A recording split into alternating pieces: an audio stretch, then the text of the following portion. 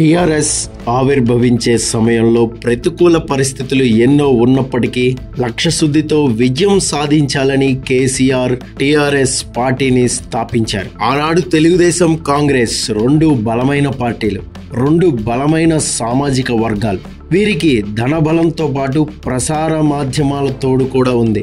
ఒక్క అంశం అనుకూలంగా లేకపోయినా చుట్టూ గాఢాంధకారం అలుముకున్న ప్రతికూల పరిస్థితుల్లో తెలంగాణ రాష్ట్ర సమితి టీఆర్ఎస్ ఏర్పాటు సాహసోపేతమనే చెప్పాలి. ఇది కేసీఆర్కే చెల్లింది. తెలంగాణ రాష్ట్ర సమితి పార్టీ స్థాపనకి 1 సంవత్సరం ముందు నుంచే సన్నాహాలు, చర్చలు ప్రారంభం చేశారు. పార్టీ పేరు, జెండా, కండువా ఇలా 2000లోనే నిర్ణయం అయిపోయాయి.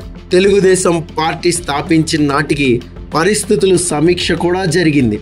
కాంగ్రెస్ పై ఉన్న వ్యతిరేకత, తనపై ఉన్న అభిమానాన్ని ఓట్లుగా మలుచుకుని 9 మాసాల కాలంలోనే ఎన్టీఆర్ అధికారం చేపట్టిన విషయం కూడా ప్రస్తావనకు వచ్చింది. ఇలా ఎన్నో చర్చలు జరిపారు. తెలంగాణ ప్రజా party, Telangana student union, Telangana lawyers association, teachers, students funds ఇలా ప్రతి ఒక్కరిని చర్చకు పిలిచారు. ఎన్నో అభిప్రాయాలు సేకరించారు. తెలంగాణలోని ప్రముఖుల విరాళాలను సైతం సేకరించి సందర్భానుసారంగా వారితోనూ కేసీఆర్ చర్చలు జరిపారు. వారిలో దాశరథి రంగాచార్య, కాళోజీ నారాయణరావు, వైస్ ఛాన్సలర్స్ నవనీత్ రావు, ఆర్వీఆర్ చంద్రశేఖరరావు, జయశంకర్, జస్టిస్ సీతారాం రెడ్డి ఇలా ఎంతో మంది ప్రముఖులు ఉన్నారు. తెలంగాణలో మేధావులు, విద్యావంతులు, యువకులు, కవులు, కళాకారులతో చర్చలు సాగిస్తూనే మరోవైపు తెలంగాణ రాష్ట్ర సాధన విషయంలో తన వద్దకు వచ్చే వారికి సందేహాలన్నింటినీ కూడా సవివరంగా, సంతృప్తికరంగా తీర్చేవారు కేసీఆర్.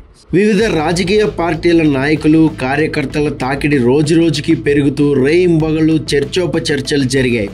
ఇలా సంవత్సరం పాటు మేధోమథనం చేసిన కేసీఆర్ తెలంగాణ రాష్ట్ర సమితి టీఆర్ఎస్ పార్టీని స్థాపించారు. తెలంగాణ రాష్ట్రం సాధ్యమేనని సంపూర్ణ విశ్వాసం కలిగిన కేసీఆర్ శాసనసభ సభ్యత్వానికి, డిప్యూటీ స్పీకర్ పదవికి సైతం రాజీనామా చేశారు. ప్రజలను ఆలోచింపచేసి, ఆశలు రేకెత్తించి విశ్వాస బీజాలు నాటారు. ఆచార్య కొండా లక్ష్మణ్ బాపూజీ సహకారంతో జలదస్యం కేంద్రంగా 2001 ఏప్రిల్ 27న పార్టీ జెండా ఎగిరింది. పదవి త్యాగంతో పార్టీని స్థాపించారు. ప్రాణ త్యాగానికి సిద్ధమై తెలంగాణ రాష్ట్రం సాధించారు.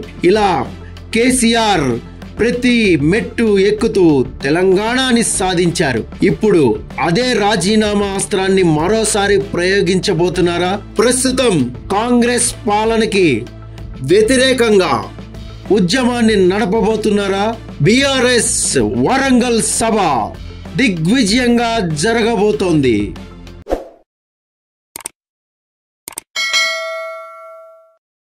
Hi friends, thank you for watching this video. ఈ వీడియో గనుక మీకు నచ్చినట్లయితే దయచేసి లైక్ చేయండి, షేర్ చేయండి. ముఖ్యంగా మా ఛానల్ 24/7 న్యూస్ టీవీని సబ్స్క్రైబ్ చేసుకోండి. ఆ తర్వాత మీ విలువైన అభిప్రాయాల్ని, మార్పులు, చేర్పులు, కావాల్సిన వీడియో ఏమన్నా ఉంటే మన వీడియో కింద కామెంట్ సెక్షన్లో కామెంట్ రూపంలో తెలియజేయండి. నమస్కారం, సాయిదంచిక మాట్లాడుతున్నాను. ప్లీజ్ సబ్స్క్రైబ్, షేర్, లైక్ చేయండి 24/7 టీవీ ఛానల్. హాయ్ నమస్తే, నేను మీ సోనియా ఆకుల.